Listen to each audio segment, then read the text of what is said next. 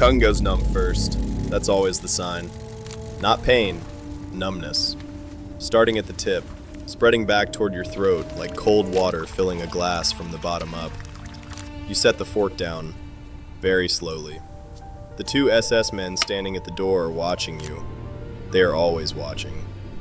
You try to keep your face completely still, because if you panic, they panic. And if they panic, this entire room becomes a very dangerous place to be. You swallow. You wait. The numbness fades. It was the white pepper. Too much white pepper in the asparagus soup. You exhale, but only a little, only enough that they can't see it. You pick the fork back up. You take another bite. This is Tuesday. You will do this again on Wednesday. This is your life now. You are sitting in a concrete room that smells like pine resin and damp stone. And somewhere above you are 50 centimeters of reinforced ceiling built to survive a direct bomb strike. The Wolf's Lair, the Wolfschanze, Hitler's primary eastern headquarters, buried in the forests of East Prussia. You have been here for 6 weeks. You have stopped noticing the smell of the bunker, which is its own kind of warning, that the body adapts to things it should never accept. You did not volunteer for this. Nobody volunteers for this. Until 3 months ago, you were a clerical secretary in a government building in Berlin. You had a small apartment, a cat, a fiancé who wrote you letters from the Eastern Front every 2 weeks, and you read each one so many times that the paper went soft at the folds. Then one morning, 2 men in black uniforms appeared at your office door. They had a list. Your name was on it. Young, healthy, non-smoker, no significant medical history. They needed someone whose body reacted quickly and visibly to contamination, someone whose distress was easy to read, someone not important enough to protect, but healthy enough to be useful. They gave you 1 hour. They did not need to explain what happened to people who refused. By 1942, that particular silence spoke for itself. You reported to the compound 3 days later, driven through the checkpoint with a hood over your head. Not because they didn't trust you, because they didn't trust anyone. Dr. Brandt taught you the mechanics of the job on your first morning. He was a physician with the effect of a man explaining plumbing. He did not look at your face while he talked. You sat across from him holding a fork you hadn't used yet, and this is how you learned what your life was now, with cold cutlery in your hand and a man reading from a list. Chemistry can be patient.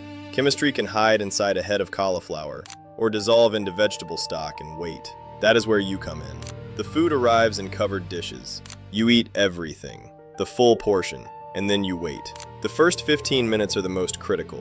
Your body will tell you before the Führer's body has the chance. You learn what to feel for, the numbing tongue, the metallic taste that sits at the back of the throat like a bitten coin, the sudden cold sweat that arrives from nowhere, the way the room can begin to tilt before your eyes register why. If any of these occur, Brandt says, still not looking up, you raise your right hand, calmly, no sudden movements, just the hand. He doesn't tell you what happens after the hand goes up. You don't ask. You already understand that the answer is not the part of the procedure that concerns him. What he does not say, what no one says, is that the waiting is its own kind of damage. 3 bites of steamed vegetables, and then 15 minutes of sitting completely still, monitoring your own body for signs of its failure. You become a machine calibrated to detect its own malfunction. After enough repetitions, you stop being able to eat any meal, even the ones you prepare yourself, without searching for the metallic taste, without counting, without waiting. There are 15 of you on the rotation. You learn this slowly, through geometry, counting chairs at the table each morning, tracking faces. You are not encouraged to know each other. Knowing people here is a liability nobody can afford. The one you notice most is a girl named Elsa. She has dark hair and a habit of pressing her thumbnail into the pad of her index finger when she's nervous, which is always. She sits 2 seats to your left. She eats quickly and looks at the table. One morning, she isn't there. Her cup is still on the table. Nobody has moved it. You look at it for the entire meal, at the small circle of dried residue at its base. You do not look at the woman who has taken Elsa's chair. She is from Munich, quiet, eyes permanently fixed on her plate. On her first morning, the new woman's hands are shaking badly enough that her fork slips from her fingers and hits the stone floor. The sound is enormous in the silence. A single metallic note that fills the entire room. One of the SS men at the door takes 1 step forward. Just 1 step. He does not speak. He does not need to. Nobody breathes. The woman picks up the fork. She takes a bite. She chews. She looks at nothing. You understand, watching this, that you looked exactly the same on your first morning, that Elsa's empty cup will be gone tomorrow, and the day after that, there will be no evidence that the chair was ever occupied by anyone whose thumbnail pressed into her finger when she was afraid. You look back at your own plate. You finish your meal. You eat all of it. Every dish, every preparation, every variation. And somewhere 10 meters away, behind a door you are never permitted to approach, the same food is placed in front of the man who started this war, and he eats it only because you are still here. 4 months in, something shifts. Not suddenly, the way water rises. So gradually you don't realize you're drowning until the surface is already above your head. You are eating a bowl of fresh pea soup, and it smells like your mother's kitchen on a Sunday in autumn. The warmth of it, the particular sweetness of good peas cooked properly, it is a smell that means something. It means a table with a cloth on it, a window with light, a meal that nobody has examined for poison. You sit with that smell and feel absolutely nothing. Not sadness, not longing, nothing. You are searching your tongue for the metallic taste and counting the minutes, and the smell means nothing at all. You set the spoon down for a moment and look at your own hand holding a spoon over a bowl of soup, and you cannot locate inside yourself the person who used to know what a Sunday smelled like. This is the moment. You don't mark it at the time, but later, much later, you will understand that this is when the last distance between you and the procedure disappears. The day it almost ends. The menu is simple.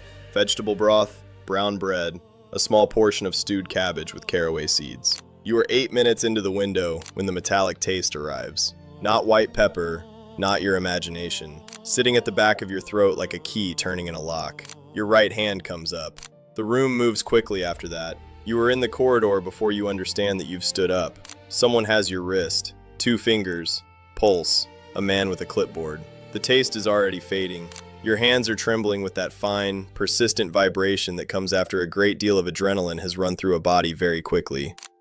A pesticide residue, they determine, in the cabbage. An unapproved supplier, paperwork falsified. Someone is removed from their position. You were not told what that means here.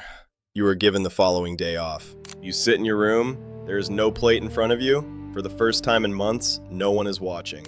And you discover, sitting on the edge of your cot with your hands in your lap, that you don't know what to do with them. They want to hold a fork. They want to be positioned over a plate. They want to be useful in the only way they have been allowed to be useful for so long that they have forgotten what else they were for. You sit with your hands in your lap and you look at the wall. You eat nothing. Not because you can't, because nobody is watching. And that distinction, that the only reason you eat is because someone is watching, is the most frightening thought you have had in this entire building. You go back to the table the next morning. The letters from your fiancé stop coming in the winter. No explanation is given. You are not permitted to make inquiries. You fold the absence into the same place where everything else is gone. The Sunday pea soup, Elsa's thumbnail, the sound of the fork on the stone floor, and you continue. One evening, you stand in front of the small mirror above your wash basin, and you try to make an expression, any expression. Surprise, concern, the small private smile you used to make when a letter arrived with familiar handwriting on the envelope. You watch your face in the mirror, and your face watches you back, and nothing happens. The muscles are there, the architecture is the same, but somewhere between the procedure and the 15-minute window and Elsa's empty cup, the connection has been quietly severed. You turn off the light, you go to sleep, you have a meal in 7 hours. Then one evening, it is late 1943, and the Eastern Front is no longer going well for anyone wearing that uniform. You hear footsteps in the corridor outside the kitchen. Slower than the SS boots you know by heart, they stop outside the door. A pause. Then a single door closing somewhere further down the corridor. He was there. You will never know for certain, but in the specific animal part of your nervous system that has been calibrated for over a year to detect threat, something registers. Something that is not the metallic taste and not the numb tongue, but is its own kind of signal. You finish your meal. You raise no hand. The war ends in 1945. You walk west through a country that no longer resembles the one you were born in. You are 30 years old. You weigh 47 kilograms. You don't speak about any of this for over 60 years. When a journalist finds you in 2012, you are 95 years old, living quietly outside Berlin. You describe the food, the asparagus, the pea soup, the cauliflower. You describe the table and the cup that nobody moved. and the sound of the fork on the floor. And then you say the thing that gets written down and repeated many times afterward. You say, "I was not afraid of being poisoned. I was afraid of what I had become." A woman who searched her own tongue for death 3 times a day and felt nothing else. That is what they actually wanted. Not just someone to test the food. Someone who had learned to stop being human while doing it. You were not in any official record. No medal, no file, no footnote. You were a function. And when the function was no longer needed, the ledger moved on. Somewhere in East Prussia there is a table in a concrete room and 15 chairs, and not one of the women who sat in them appears in the history you were taught in school. You were not a soldier. You were not a spy. You were a woman with a fork and a 15-minute window, in a war that used you up and put you down and never learned your name. And you ate breakfast again the next morning, because that is what survival looks like when it has nowhere left to go. If this is the kind of history that never makes it into the textbooks, the quiet, human cost behind the names everyone already knows, then subscribe. There are 100 more stories like this one, and most of them are still waiting to be told.